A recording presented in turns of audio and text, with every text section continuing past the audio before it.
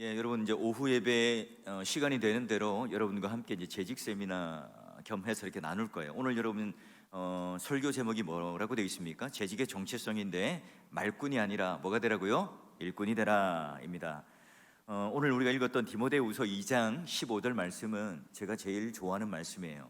제가 좋아하는 말씀이기보다는 제 아내가 이렇게 신혼 초부터 세뇌를 시켰던 말씀이라고 할 수 있어요. 이렇게 뭘 액자를 만들더니 턱 걸어놓고 그걸 보고 이제 늘 이렇게 염두에 둬라 하는 식으로 이제 뭐 저를 향한 권면이었겠죠. 너는 이제 진리의 말씀을 옳게 분별하여 부끄러울 것이 없는 일꾼으로 인정된 자로 자신을 하나님 앞에 드리기를 힘쓰라. 이 내용을 오늘 우리가 함께 이제 나눌 건데요. 여러분 삼국지에 보면 사내 대장부는 어때요? 인정해주는 사람 앞에 자기 목숨을 바친다고 그래요. 자, 사람들은 마음속에 누구나 이제 인정받고 싶어요. 그래서 칭찬을 듣고 싶죠. 여러분 그래서 우리 권사님들, 집사님들 어때요? 예쁘다고 칭찬하면 싫어할 분이 아무도 없어요. 우리 집사님들 아이고 젊고 참 멋있게 생겼습니다라고 말하면 싫어할 분이 없죠. 그리고 또 연예인들은 어때요? 누군가로부터 인기가 있어야 되고 인정받으면 그게 어떤 자기의 가치예요. 그걸 통해서 개런티가 정해지고 또 회당 얼마씩 또 출연료를 받게 되잖아요. 누구나 다 우리는 이제 인정받기를 원합니다. 교회에서도 마찬가지죠. 교회 다니는데 여러분 존재감 없이 다니고 싶으세요? 물론 여러분 이제 숨어서 다니는 분 계세요. 기둥 뒤에 오늘도 지금 숨어서 예배드리는 분 계신데 마찬가지로 교회 안에서 그런 분도 있지만 누구나 다 내가 이제 일꾼으로 이제 인정받고 싶어요. 이왕 일하는데 잘한다고 칭찬받고 싶잖아요. 이왕 하는데 정말 하나님 앞에 또는 사람 앞에 정말 훌륭한 일꾼입니다. 이렇게 여러분 평가받으면 어때요? 너무너무 좋죠. 근데 여러분 나는 이제 누구에게 인정받을 것인가 중요해요. 스스로에게 여러분 인정받는 것. 그래서 늘 거울을 보면서 자아도취로 나만큼 잘생긴 사람이 없구나. 이야 내가 이렇게 어찌나 이쁠까? 이 거울이 나를 보고 반해. 이런 어떤 나르시즘. 주변 사람들이 이제 또는 칭찬해주는 몇 마디 말에 내가 또 우쭐할 수도 있어요. 특히 이제 저도 이제 부교육자로 교육자로 오랜 생활을 했는데요. 저는 싫어하는 사람이 저에게 절대로 그런 말 안 하겠죠. 늘 저에게 칭찬하는 말, 부흥 띄워주는 말. 그래서 교육자일 때 제일 중요한 건 뭐냐? 뜨지 않도록 모래주머니를 가슴에 딱 차고 있는 게 너무너무 중요한 일이었어요. 근데 여러분 어떻습니까? 여러분은 누구에게 인정받고 싶으세요? 사람들에게 인정받고 싶으세요? 물론 좋죠. 그런데 더 중요한 건 오늘 말씀 보니까 누구에게 인정받아요? 하나님께. 온 우주를 지으시고 또 우리에게 구원을 선물해 주신 그 하나님께 인정받기를 힘쓰라 하는 거죠. 자, 그러면 하나님 앞에 인정받는 것, 사람들 앞에 부끄러울 것이 없는 일꾼으로 나타나는 것. 중요한 건 좋아요. 이제 사람들이나 나에게 인정받는 것보다 더 중요한 것이 하나님께 인정받는데 어떻게 하나님께 인정을 받죠? 여러 가지로 대답할 수 있죠. 하지만 중요한 것은 우리가 오늘 이 말씀 보면 진리의 말씀을 어떻게 합니까? 옳게 분별하여 그 말씀대로 하나님 뜻대로 살아갈 때 하나님께 인정받죠. 그래서 여러분 하나님 말씀을 연구하는 게 필요하고 하나님 말씀을 피같이 수혈받는 게 중요합니다. 똑같이 여러분 사울과 다윗이 왕이었지만 사무엘 상하를 보면 사울의 몰락, 다윗의 상승, 이 비교를 통해서 볼 수 있죠. 또 여러분 잘 알듯이 엘리 제사장의 아들들과 한나의 아들들의 이 비교를 통해서도 볼 수가 있어요. 자, 그들은 다 하나님께 기름 부음 받은 자였지만 말하자면 오늘날 직무를 맡은 일꾼이지만 사무엘은, 다윗은 하나님께 칭찬받고 인정받는 일꾼이 되고 사울과 또 엘리 제사장은요 하나님께 인정받지 못해요. 버림당해요. 물론 사람들은 와 사울 키도 크고 용모도 있고 잘생기고 호대도 좋고 하니까 인기 짱이었죠. 그런데 하나님의 뜻을 따라 살지 않았기 때문에 그 모든 것은 다 뭐예요? 거품이에요. 거품. 다 사라지고 마는 거품. 그런데 다윗은 달랐죠. 사무엘은 달랐습니다. 그러면 우리가 하나님께서 기뻐하시는 일이 무엇인가 정확하게 우리가 배우고 알아야 되는데 작은 일을 하더라도 하나님께서 인정하시는 일을 해야 되겠죠. 아주 작은 일을 하더라도 하나님께서 기뻐하시는 일을 해야 돼요. 지금 내가 이 일을 하는데, 내가 지금 이 일을 계획하고 또한 그것을 처리하는 일에 물어봐야 돼요. 자꾸 하나님이 기뻐하실까? 사람에게 상처가 되지 않을까? 이 일들을 통해서 교회 유익이 될까?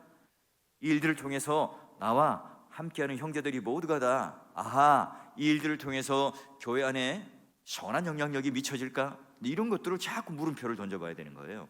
그래서 여러분, 그걸 알기 위해서는 어떻게 해요? 오늘 하나님의 뜻을 분별하기 위하여 말씀을 따라 반드시 공부하고 그 뜻을 따라 살아가는 거예요. 자, 그러면 우리는 하나님 말씀을 대할 때 어떻게 공부하고 어떻게 배워야 될까? 여러분 잘 아는 말씀이죠. 디모데후서 3장 16, 17절 말씀이 모든 성경은 하나님의 뭐래요? 감동으로 된 것으로 교훈과 책망과 바르게 함과 의로 교육하기에 뭐해요?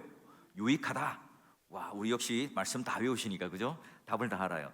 그 하나님의 사람을 어떻게 합니까? 온전케 하고 모든 선한 일을 행할 능력을 갖추게 해요. 와, 그러니까 이 말씀 하나가요 사람을 완전히 바꿔놔요. 온전하게 하고 그 능력을 갖추게끔 하죠. 그러니 우리가 그러면 행복한 인생은 어디에서 올까요?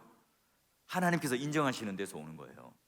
하나님께서 일꾼을 찾으시는데 그 일꾼을 세우시고, 그리고 하나님께서 그 일꾼에 대해서 그래 인정해 주실 때 그때 여러분 기쁨이 오고 만족이 오고 행복이 와요.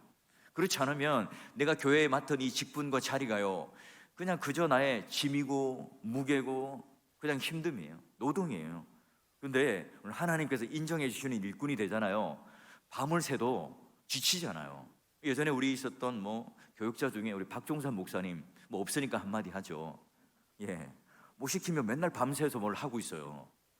그 언제까지 하라 이렇게 제가 요구한 적도 없는데 딱 말이 떨어지면 그냥 그거 끝날 때까지 집에는 안 가.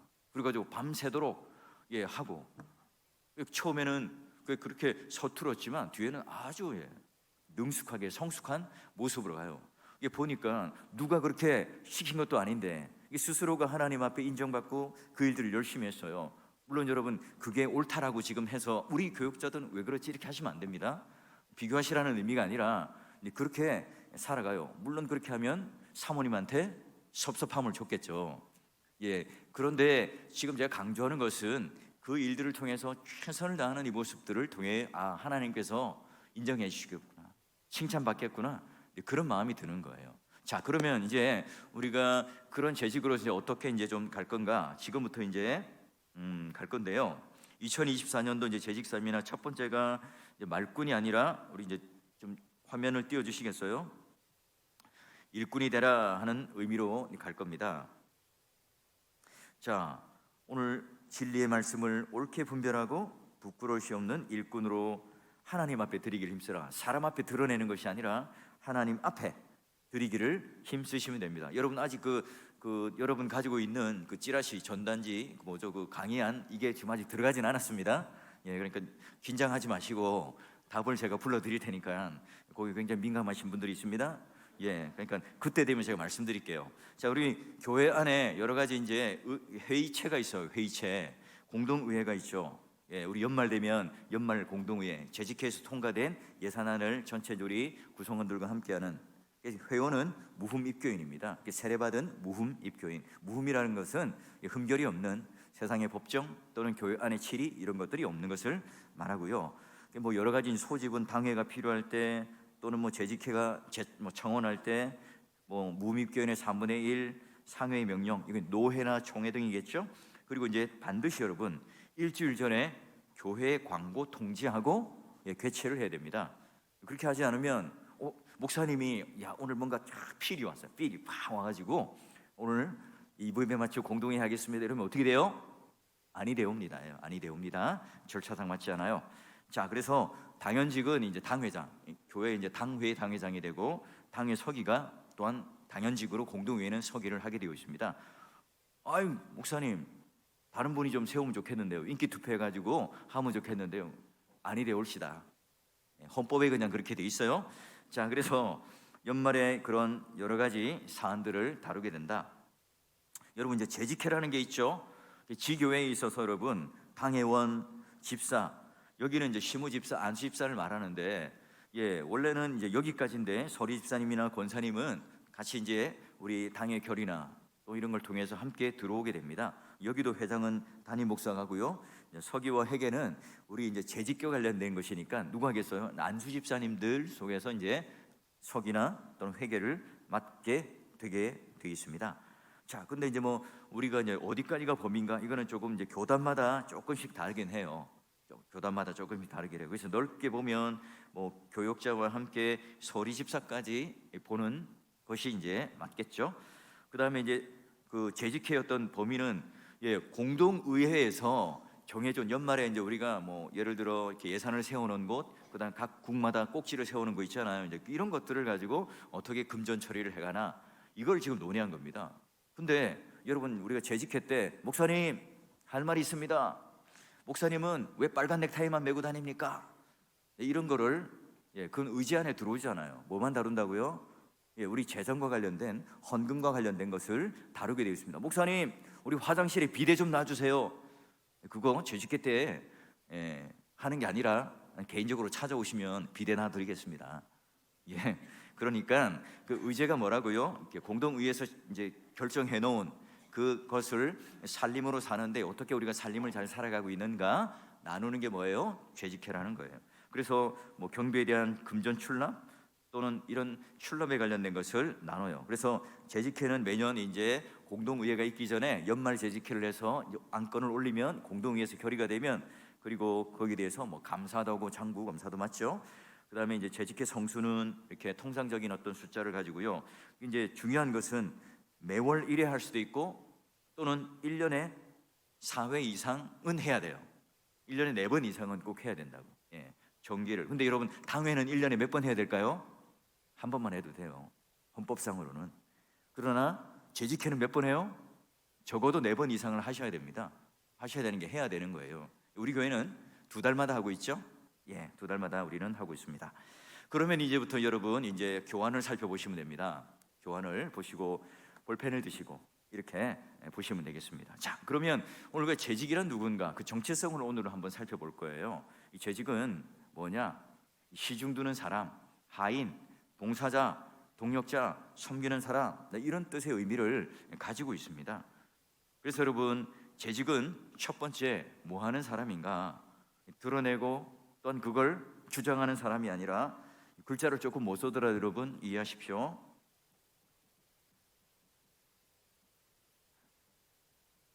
섬기는 자예요. 섬기는 자. 뭐 하는 자라고요? 섬기는 자. 그러니 재직이 되었다는 의미는 주장하고 드러내는 게 아니라 섬기는 사람이다 하는 거예요. 그래서 교회 봉사의 근본적인 원리는 뭐예요? 인자가 온 것은 뭐하러 왔습니까? 섬김 받으려 함이 아니라 도리어 섬기러 왔다. 그래서 자기 많은 사람들을 위해서 대속물로 주신 분이 누굽니까? 예수님인데 우리는 그 예수님에 따라 본을 따라 섬기는 사람이 되는 거예요. 그래서 큰 자가 작은 자를, 강한 자가 약한 자를 섬겨주는 원리죠. 자, 그리고 이제 재직은 두 번째 뭐냐? 일꾼입니다. 일꾼. 그래서 오늘 하나님께서 우리들에게 은혜의 구원의 선물로 주셨는데 에베소서 3장 7절에도 이제 하나님께서 우리에게 주신 놀라운 은혜의 그런 선물을 주신 걸 나누고 또 그걸 깨치는 걸 뭐예요? 바로 그 일꾼으로서 하는 거예요. 그래서 우리가 구원받은 대로의 그 열심을 가지고 하나님 앞에 신실한 일꾼이 되는 것. 그러기 위해서 첫 번째는 형제를 깨우치고 또 우리가 먼저 예수 그리스도의 좋은 일꾼이 되어야 되고 믿음과 말씀과 바른 교훈으로 우리는 뭘 받아야 됩니까? 양육을 받아 치워야 돼요. 그래서 여러분 직원, 재직이라고 하면 언어, 행실, 봉사 이런 것들이 뭐가 되어야 됩니까? 본이 되어야 돼요. 본이. 그래서 언제나 이 재직들은요 성경을 통하여 분별하여 바른 뜻을 알고 그리고 시험에 든 사람이나 약한 자들을 돕는 일꾼이다 하는 것을 잊지 말아야 됩니다. 자, 그리고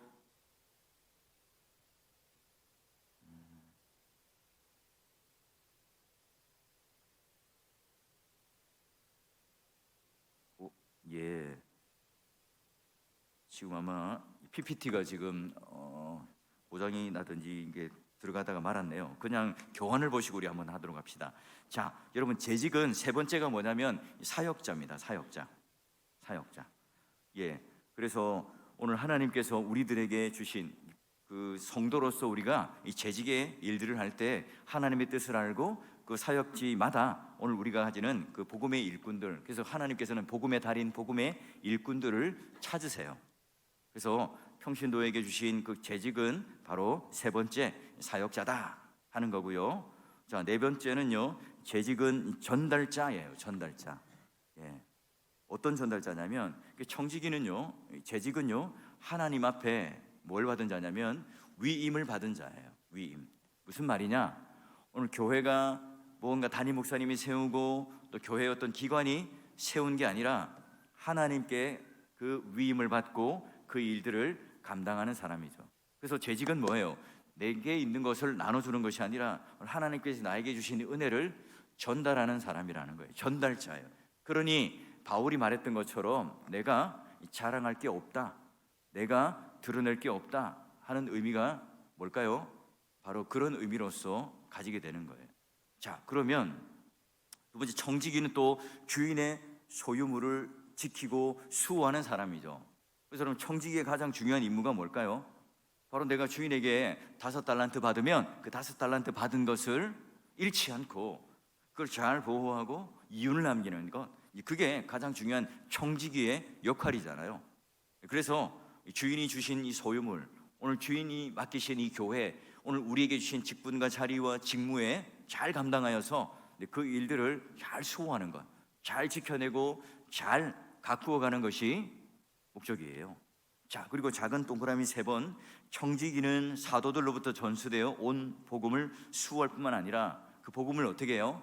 전달할 의무가 있다는 거예요. 그래서 우리는 이 재직이라고 하면 그냥 돈만 만지고 금전의 출납만 이야기하고 교회 어떤 여러 가지 물질과 또 교회 어떤 재정들만 우리가 살피는 사람들이 아니라 청지기로서 중요한 것은 함께 복음을 전달하는 의미죠. 그러니 여러분, 우리가 누군가를 구제한다, 누군가를 도와준다, 이 세상과 다른 게 뭘까요?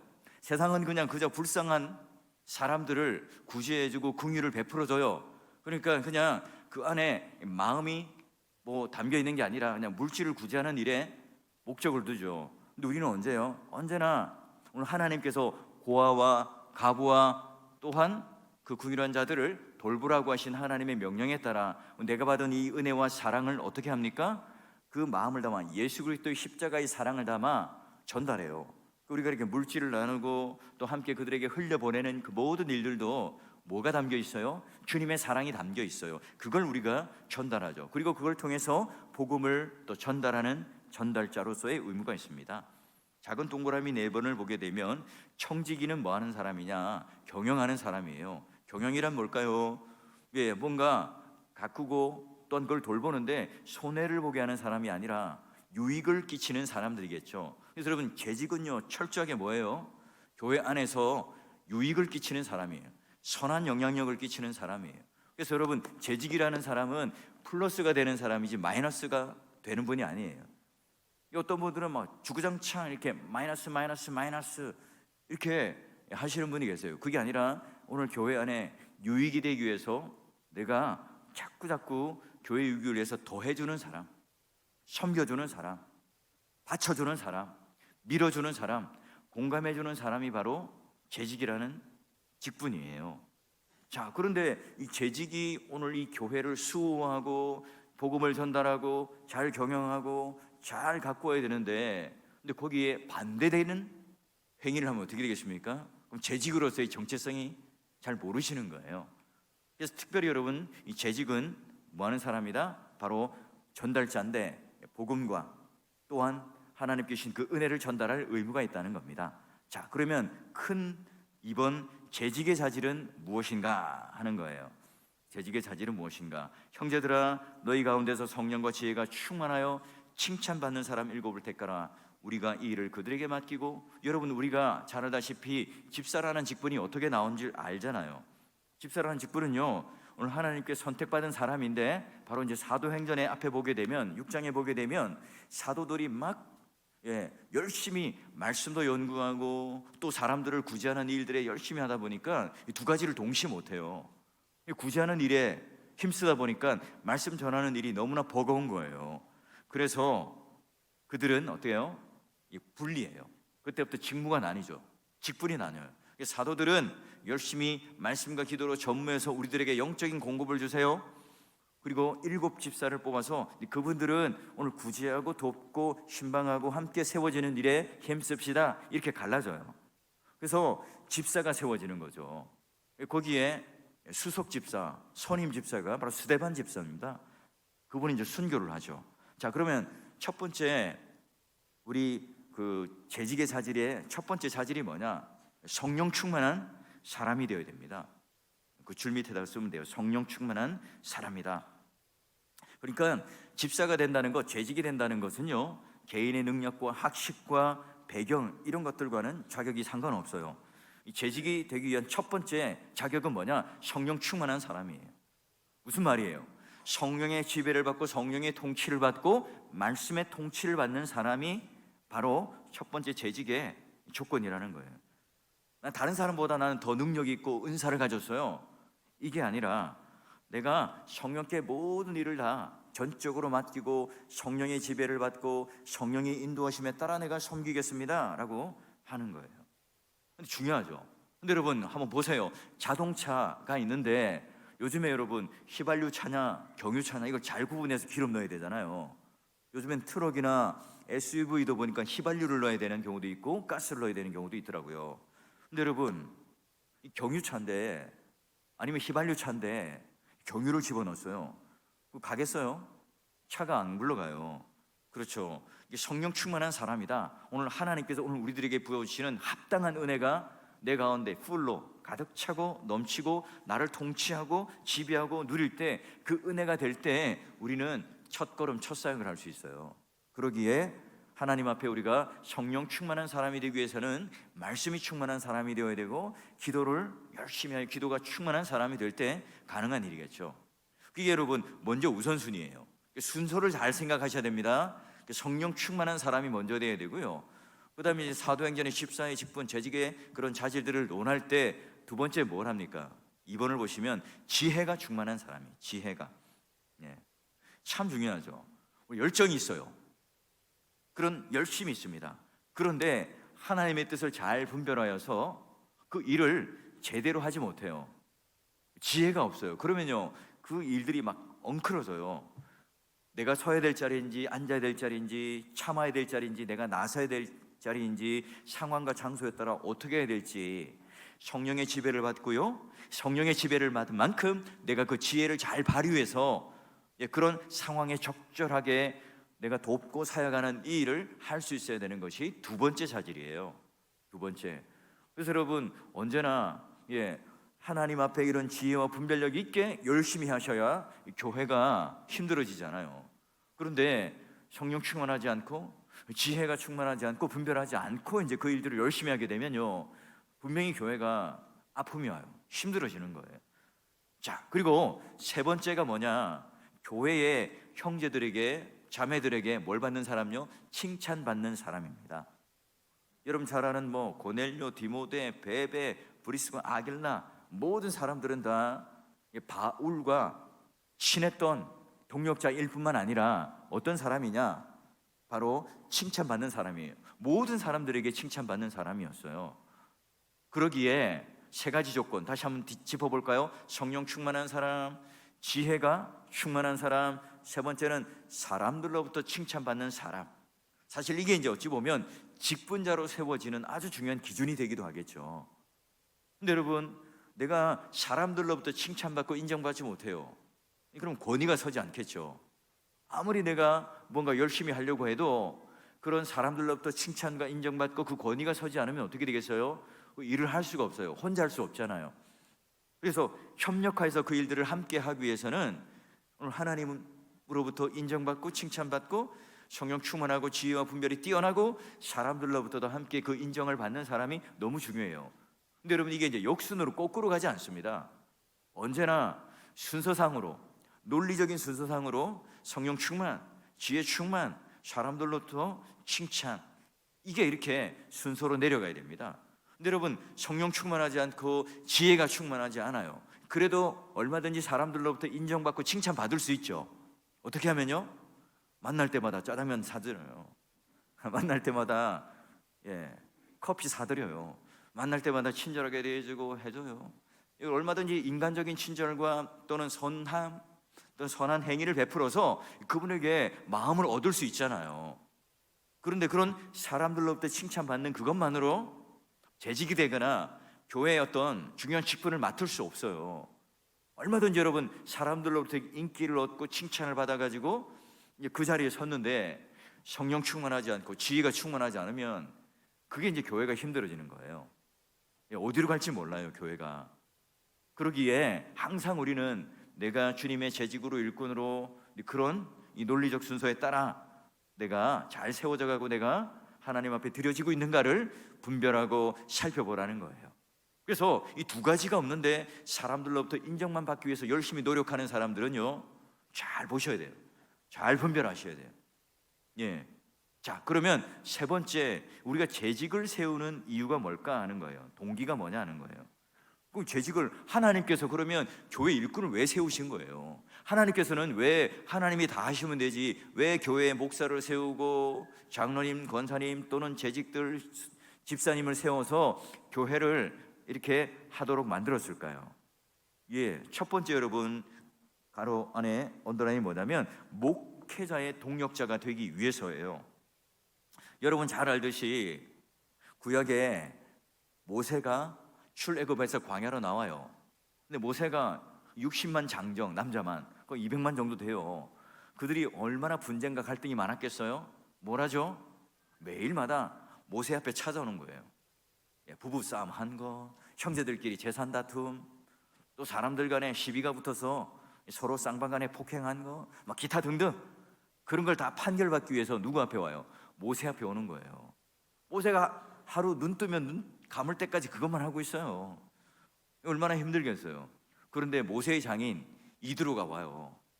예, 이드로가 찾아오죠. 와서 그거를 보니까 안 되겠는 거예요. 그래서 그 아픔을 공감해줘요.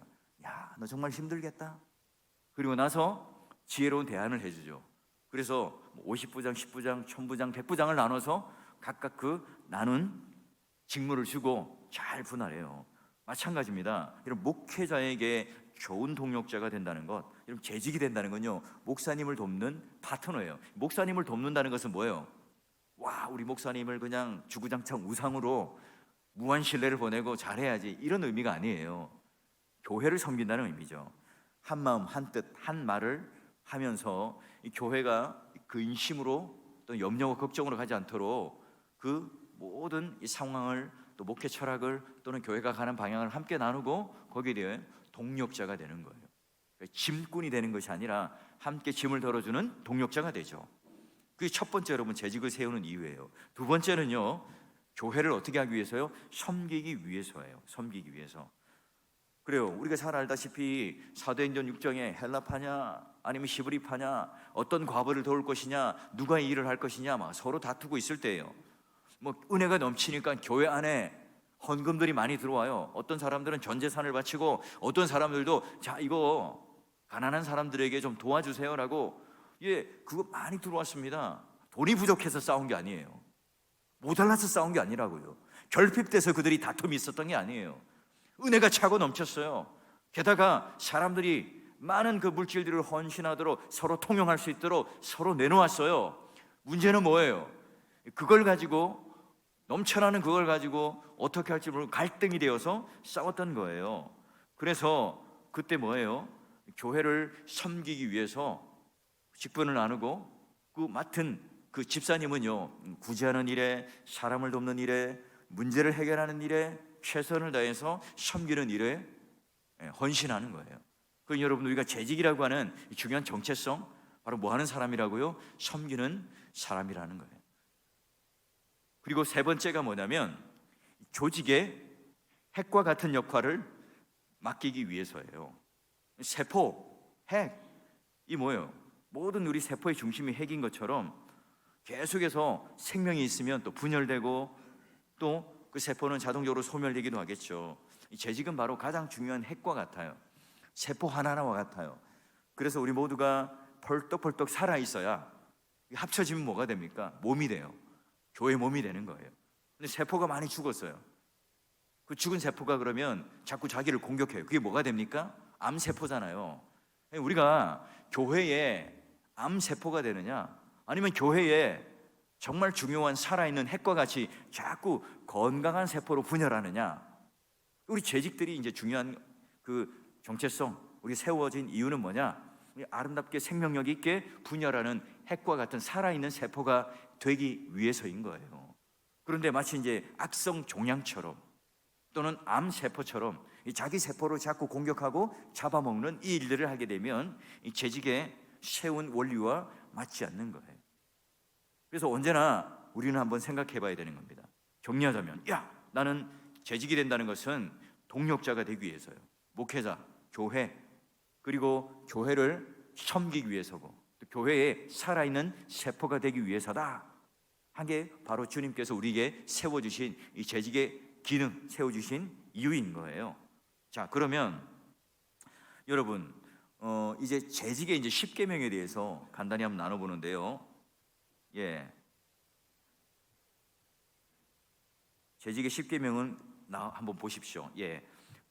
이거는 PPT로 살아있네요. 다른 건 다 깨졌는데, 자, 그래서 재직의 10계명은요, 첫 번째는 뭐냐?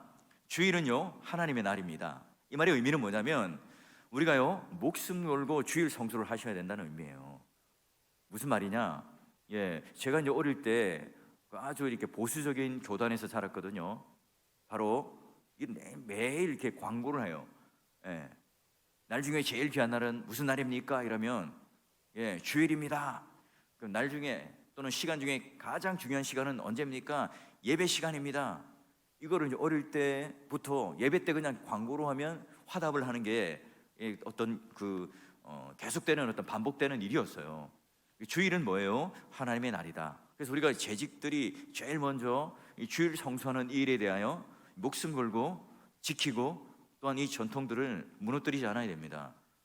내가 이제 그런 것들에 대해서 이렇게 소홀히 하기 시작하면요, 우리 신앙도, 내 신앙도 무너지는 게 아니라 다른 분의 신앙도 무너져요.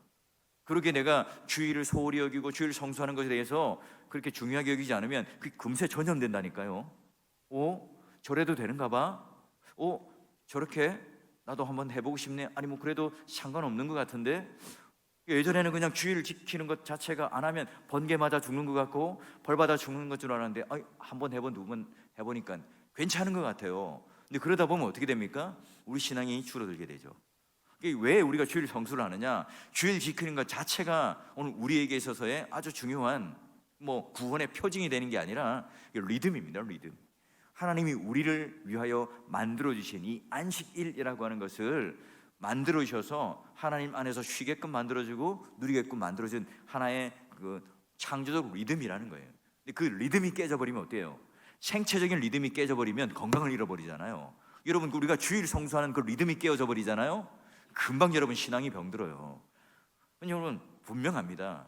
많이 봤습니다. 두 번째는 여러분 11조는 하나님의 것입니다. 이 말의 의미는 뭐냐? 여러분 11조 열심히 하셔야 됩니다. 그래야 구원받습니다. 이 말을 하는 게 아닙니다.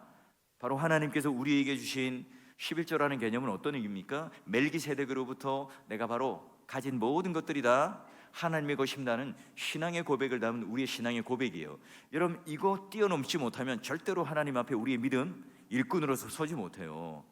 이게 가장 기초적인데 근데 또 쉽지는 않아요. 우리 젊은이들, 청년들, 근데 어릴 때부터 여러분 이걸 가르치고 이걸 훈련시키지 않으면 내가 이제 어른이 되어서 내가 이 살림이 빠듯하고 여러 가지 일 때문에 참 돈이 궁할 때 내가 이제 그때 11조를 해봐야지 하면 쉽지 않습니다. 그게 쉽지 않아요. 물론 저는 제 그 사례가 얼마인지도 잘 모르고요. 또 제가 얼마 이렇게 11조를 내고 하는지를 정확하게 저는 잘 모르는데 모든 걸 그냥 다 맡기고 해요. 근데 우리가 이 11조를 미리미리 이 연습하고 훈련하는 일들을 청년의 때부터 하지 않으면요 쉽지 않다니까요. 그렇죠. 그래서 우리가 하나님 앞에 드리는 이 헌금 생활 자체가 신앙의 고백이라는 사실을 알고 어릴 때부터 훈련되면요 쉬운데 그게 여러분 100원일 땐 쉽죠. 근데 여러분 이게 이제 1000만 원, 1억 넘어가면 쉽지 않습니다. 그래서 우리가 이 일들을 잘 해야 되는 거예요. 또 세 번째, 매일 하루 3장 이상의 말씀을 좀 읽고 묵상하시라는 거예요. 그럼 제가 강조하지 않아도 될 것 같아요. 네 번째가 영의 호흡, 쉬지 않고 기도하는 일에 최선을 다해야 되겠죠. 다섯 번째가 전도하고 선교하는 복음 증거하는 일들에 좀 참여하셔야 되겠고요. 여러분 좀 제발 부탁드리는데 우리 모두가 다 우리 4월교회 성도들은 좀 단기 선교, LMTC 이런 것들을 한번 꼭 좀 나가 보세요. 그래서 여러분 좀 우리가 재직원도 되고 또 직분자도 되고 이렇게 했으면 좋겠어요. 그래야 선교지의 상황도 알고 또 선교 훈련을 또 내가 받아봐야 선교사님들도 이해하고 우리가 가지는 선교의 어떤 상황과 목표를 사역을 이해할 수 있어요. 그래서 제가 내 마음속으로 가지는 것은 양육과 더불어 꼭 선교는 한 번씩은 다녀와야 좀 우리 지도자로 세웠으면 좋겠다 이런 마음이 있어요. 그래서 여러분 한번 꼭 여름 단기 선교 또 우리 복음을 전하는 그 일들에 도전을 해보시길 바라고, 여섯 번째는요, 재직은 주님의 종이라는 사실을 믿어야 된다는 그 재직. 오늘 교회 안에 직분자 이런 분들이 다 오늘 교회 안에서 목소리를 높이고 또 교회 안에서 내가 뭔가 존재감을 드러내려고 할 때 문제가 생겨요. 그래서 청직이 주님의 종이라는 사실을 꼭 우리는 기억해야 되고요.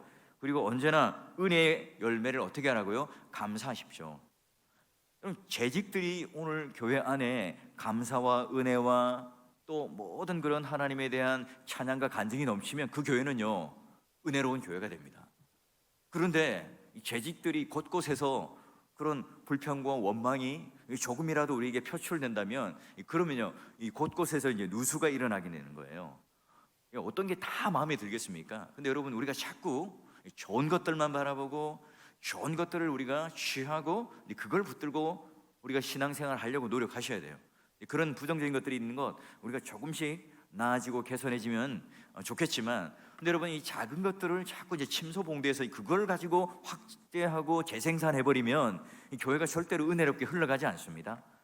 자, 그래서 우리는 자꾸 은혜의 열매를 나누고 감사하기를 열심을 해야 되고, 그 다음에 화평을 이루면서 사명을 감당하십시오. 아무리 여러분 대단한 일을 하고 아니 순교의 제물까지 내가 바쳐지는 일들을 했다 할지라도 화평이 깨져요. 교회 한 몸 된 이루는 것이 깨져버려요. 교회 안에 주님께서 우리에게 사랑으로 연결시켜 줬는데, 그런데 이 가시나무가 뚝 분열되고 부러지듯이 부러지게 되면 그 사명을 내가 아무리 잘 감당해도요 하나님 보시기에 인정하지 않아요. 하나님 보시기에 잘했다 칭찬하지 않아요. 언제나 내가 예물과 제사를 드리기 전에 형제들과 화목하지 못하면 그걸 먼저 해결하고 오너라, 그렇게 말씀하셨던 것처럼 우리가 사명을 감당하기 전에 항상 화평하기를 힘써야 되고요. 자, 그리고 마지막 아홉 번째, 사랑을 실천하는 본이 되어 주셔야 합니다. 그래서 언제나 사람들 앞에 내가 먼저 베풀고 내가 먼저 섬기고 내가 먼저 또한 이해하는 그런 사랑을 실천하는 모범을 가져야 되고요. 그리고 가정에서는 언제나 지상 천국을 이루셔서 하나님께서 기뻐하시는 이 평안한 가정이 될 때 결국은 뭡니까? 교회 가장 작은 단위가 뭐예요? 가정이잖아요. 그 가정에서 평안을 이루면 교회 오면 어떻게 되겠어요? 그 평안이 계속 유지되겠죠. 그래서 여러분 교회에서 이제 딱 들어오는데 그 전에 아침에 여러분 주일 아침에 부부싸움을 해요. 기분이 너무너무 나빠요. 여러분 교회 마당 밟을 때부터 여러분 기분이 나빠요. 똑같이 주차봉을 힘들어요. 우리 주차 봉사하시는 분들이. 근데 그것도 꼴 보기 싫은 거예요. 눈 흘기고. 근데 그런 마음으로 지금 교회 이제 예배당에 딱 앉았어요. 말씀이 들리겠어요? 찬양을 부르는데 왜 이렇게 박자가 틀려? 찬양을 부르는데 왜 이렇게 음이 안 맞아? 내 스타일의 그런 음악이 아니네? 자꾸 이제 이렇게 돼버리는 거예요. 우리가 이제 가정에서부터의 하나님께서 오늘 우리에게 주시는 평안, 샬롬을 경험하도록 애써야 됩니다. 그래서 교회 오면 또 그것들이 잘 하나님 앞에 다시 또 은혜로 받고 이것이 이제 선순환적으로 흘러가야 가능한 일이죠. 자, 이런 일들을 통해서 우리가 하나님 앞에 좋은 재직으로 서야 되고요. 그리고 이제 교회를 통한 이 부분들은요 다음 시간에 제가 하도록 하겠습니다. PPT를 제가 깨져버렸는데 다시 재정비해서 그 나머지 내용은 또 2번, 3번이 또 있으니까요. 그때 이제 나누도록 하겠고요. 여러분, 오늘 우리가 나눴던 이 정체성 가장 기본적인 기초를 다뤘습니다. 그 10가지를 또 너무나 잘 아는 내용이에요. 근데 그것들 내용들 잘 다루셔서 우리 모두가 재직으로서 힘써 이렇게 2024년도 섬겨주시길 부탁드리고요. 그 종이는 버리지 마시고 하나하나 차곡차곡 모아놓으세요. 2탄, 3탄이 나가니까 그걸 보고 같이 여러분 모아놓으시면 같이 공부할 수 있도록 하겠습니다. 여러분, 2024년도 재직으로서 열심히 잘 섬겨주실 거죠? 잘 섬겨주실 거라고 믿겠습니다.